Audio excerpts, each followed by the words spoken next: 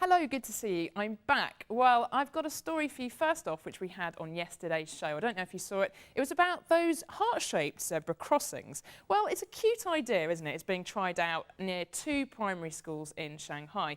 But the question is, really, should you have to augment road signs? I mean, what's next? Are you going to have a stop sign that says underneath it, "Pretty please"? Are you going to have red lights that are set to stun?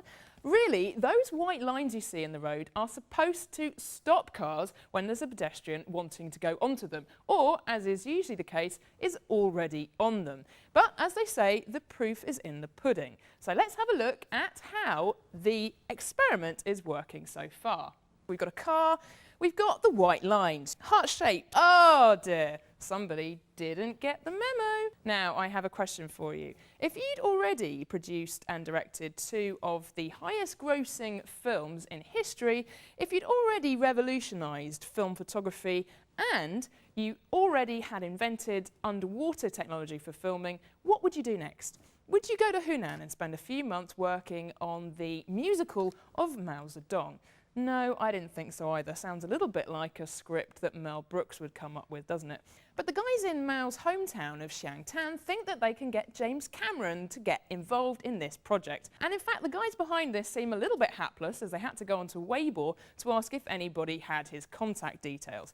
But my question is, how does a backwater in central China get together the $77 million it's reported that they're offering the director of this musical? In my opinion, you should just bundle up the cash and send it to West China and feed some children with it. But you don't have to go far this week to find a developing country that's squandering cash.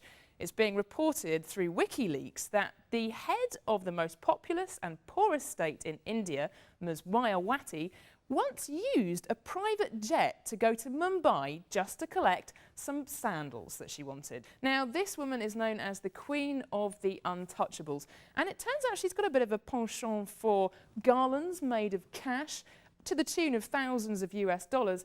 Well, as you can imagine, she's not very happy with the WikiLeaks mastermind, Julian Assange, and she says he should be languishing in an Indian asylum. He's responded saying he loves India and could think of nothing better. Let's see who's going to win that battle of the egos. Now, as usual, don't forget, if you've got anything that you'd like to contact us about, please do. The email address is shanghai live@ics.smg.cn. That's it from me. Bye.